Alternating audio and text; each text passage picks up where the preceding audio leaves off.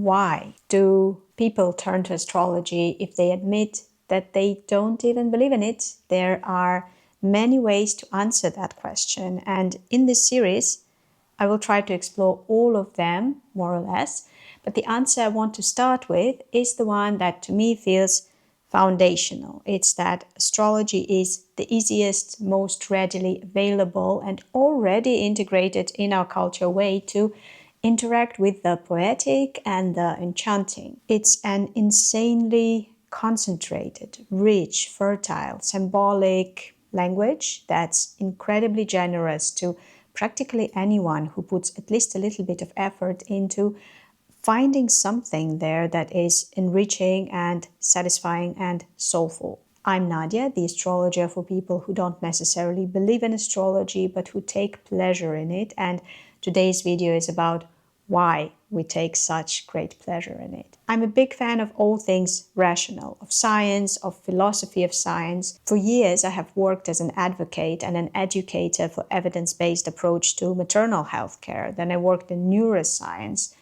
Big fan of modernity as well. Love living in the present, wouldn't trade it for any other time in the past. Phew. And none of that means that I have to limit myself to the attitudes and activities that are central to science and rationality and modernity. I will make a statement now that I think is very uncontroversial.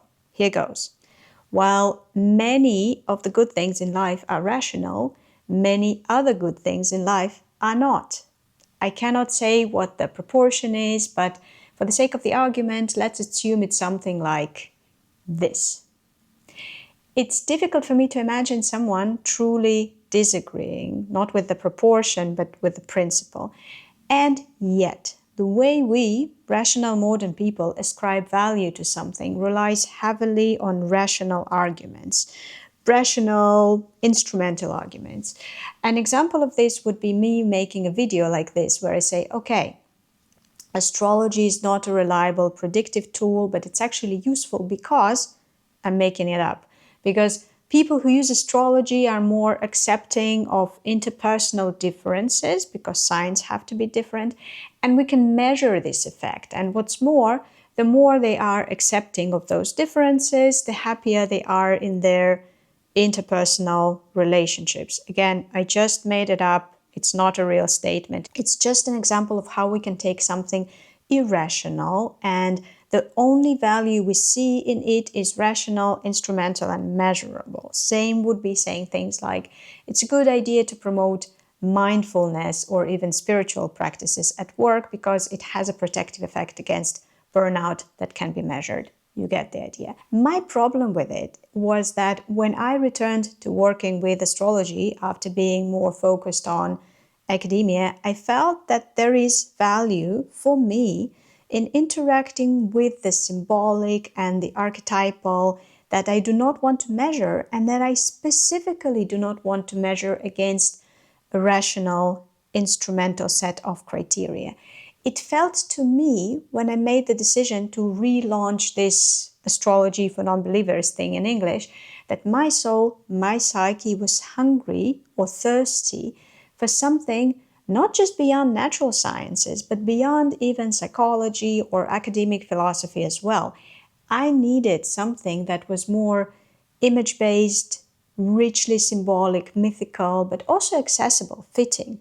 Luckily for me, I was already familiar with astrology, so I had a place to return to. But this thirst for something more magical or erotic or poetic is not exclusive to people who turn to astrology. With permission, I'll share a fragment of a video made by Adam Walker, a literary scholar, where he talks about how in universities, well, he talks about the US, but I think it's familiar to people from other countries as well. So he describes how learning and teaching of the humanities, which includes poetry, the arts in a broad sense, has been impoverished by what both the political right and the political left did. The political right and left have done much to weaken the academic study of the humanities over the past 4 decades. From the right, Conservatives and neoliberals have pushed universities toward a business model, vocationalism, by seeing education as job training. The underlying idea was that individuals, not states,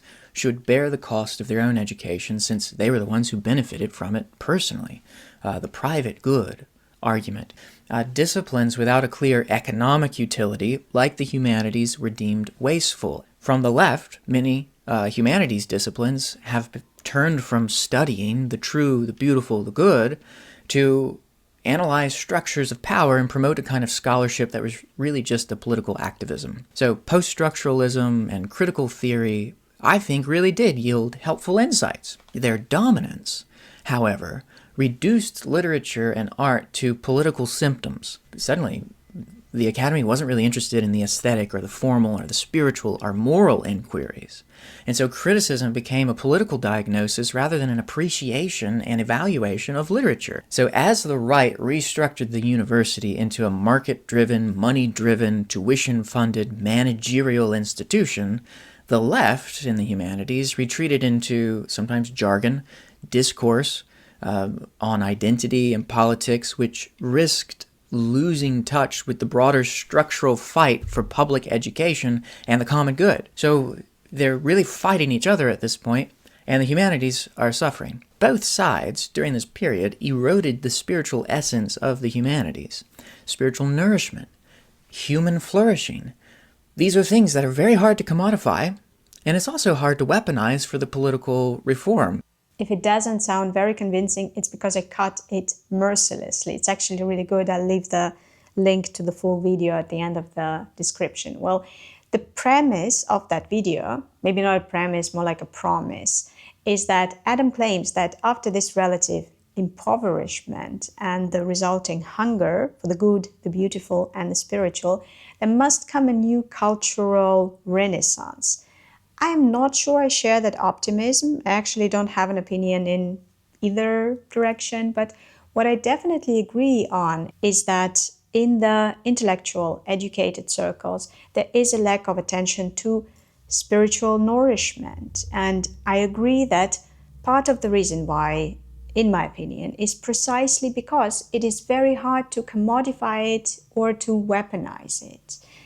And Adam and I were not the only ones who feel the need to re-engage with the poetic and enchanting and the irrationally beautiful.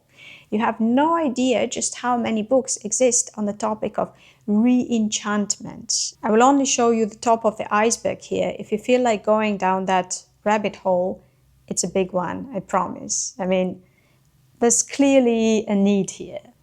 Well, who does not have a problem with enchantment? It's archetypal psychology. It's a branch of depth psychology that grew out of Carl Gustav Jung's work, but it has then developed into a thing in itself. So when we work with astrological entities like planets or signs, we actually work with archetypes. And James Hillman, the founding father of archetypal psychology, gives the following definition of archetypal. Archetypal, as an adjective, qualifies an event with such values as universality, emotionality, timelessness, fecundity, aesthetic force, irreducibility, and possibly also animation. This is A, a lot of qualities, and B, a lot of what I was missing in my mental inner life as I stepped away from astrology. And astrology is by far not the only gateway to interacting with the archetypal, but unless you are a terribly geeky, snobbish person, it is a welcoming and insightful one. It's also a portal into polytheistic consciousness, where you are interacting with a whole assortment of characters and forces and principles that are part gods, part images, part forces within yourself, part universal principles, but also storytelling engines. So this James Hillman had a beef with a monotheistic model of how the psyche operates. It was too narrow and at the same time too universal for him. The monotheistic model I can explain simplistically as thinking of ourselves as one ego, one self, this one personhood that is responsible for carrying everything while being consistent and always recognizable and directing us in every possible situation. This bias towards unity, Hillman described as problematic because, in his opinion, it is inadequate to accommodate the complexity of the human nature, and especially the forces beyond the ego, beyond the self, forces that feel foreign, unlike me, in a good or bad way. And so, opposing this monotheistic consciousness, the polytheistic perspective allows us to have more than just one internal subcharacter within us. And each of those archetypal characters brings its own language, its own dynamics, priorities, and of course, imagery. So I'll quote Hillman again. Babel, as in the Tower of Babel, may be a religious decline from one point of view, but it may also be a psychological improvement, since through the many tongues, complete psychic reality is being reflected. So the current delight in superstitions, witchery, and oracles have a psychological significance, even if they be considered inferior religion. Another enthusiast of the Greek pantheon was Henry Miller, who in his Colossus of Marusi wrote, Greece is the home of the gods. They may have died, but their presence still makes itself felt. The gods were of human proportion. They were created out of human spirit. In France, as elsewhere in the Western world, this link between the human and the divine is broken. So in his opinion, too, this huge, all-containing God figure is not as interactive, not as easy to connect to. And it's important to him that those Greek gods are not omni anything. They each represent something limited to just itself. And while we're on the subject of the Greek pantheon, it didn't really have a devil, so like an absolute evil power. Instead, each deity, each principle had its own ways of being dysfunctional, which mark it, and I will return to it in one of the next videos in the series. So far, we have established that there is a hunger in many people for the archetypal and the poetic, and also that some thinkers point to polytheistic perspective as a possible way to get in touch with it. Well, what is the easiest, most readily available, already integrated in pop culture as well as high culture way to interact with the Greek or Roman pantheon, with the archetypal, the mythological, the enchanting? I would say it's astrology hands down. It has the Greek gods and goddesses as the planets, and the symbolism of it can be explored and deepened indefinitely. I am currently leading a small private group devoted to the Venus/Aphrodite archetype. We're 8 months in already, and there is still so much to explore and to master and to discuss. Other than planets, astrology also has signs which are in themselves rich, multi-layered, focused, and generous symbols. It has meaningful cycles and so much more. Above all, when you interact with astrological symbolism, it's easy to imagine archetypes in a more vivid, three-dimensional way than the abstract ideas that psychology is dealing with. And let me give you an example of this style of thinking. So, an exercise or a thought experiment, if you like. Try to catch that moment when your mind starts running faster than your intentions. When you're already halfway through a conversation that hasn't even started yet. Or when you're scrolling, collecting bits of information you didn't even plan to need. Or when you walk down the street narrating your own life or inventing the clever thing that you should have said. You can imagine this as Mercury moving through you. He's quick, he's winged, he's restless. He's the god of language, messages, travel, and sometimes of lies as well. He is the one with the urge to trick, to talk his way out of anything, although sometimes he ends up tricking himself. And he's also the stand-up comic in your skull who hates silence and thrives on motion. So when you feel that buzz, it's Mercury's way of being, of keeping the world connected through words, of keeping you in motion. And psychology might call it verbal processing or epistemic foraging. Astrology lets you meet it as a character that's charming, mobile, slippery, sometimes deceitful, mostly curious, and this character you can interact with. You can talk to him, you can build a relationship with him. It's actually a proper psychotherapeutic technique in narrative therapy. It's called externalizing. But above all, it's fun. So to sum it up, people turn to astrology, even if they do not believe in it, because it is an invitation back into symbolic life.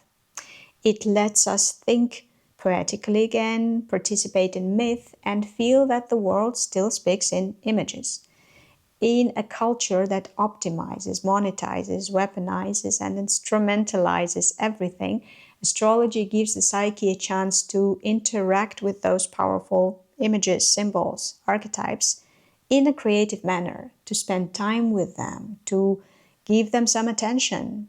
And I also value the opportunity to remember that not everything that sustains us needs to be believed, and that not everything good needs to be rational. Now, to give you a heads up, in this series where I talk about why the hell would anyone who doesn't quite believe in astrology would use it or work with it, I will talk about one of those reasons why every month. For example, I'll talk about how astrology is more inclusive and accepting than many psychological perspectives, or about how astrological timelines are way more realistic than what we imagine independently of astrology, or of the benefits of doing things with the attitude of as if. So if you're not yet subscribed and the topic is interesting, do subscribe. And actually, you may also watch my very first video on this channel where I talked about some of the reasons for non-believers to do astrology. Link here and in the description. It's an okay starting point, but my plans now are much more ambitious. And of course, if you do believe in astrology, all of the valuable points of it that I'm describing in this series apply to you as well. It's not like you are only benefiting if you are a skeptic. That was it. Thanks for watching. Like and subscribe if you're curious about where it's going. And see you in part 2 of the series or in other videos as well.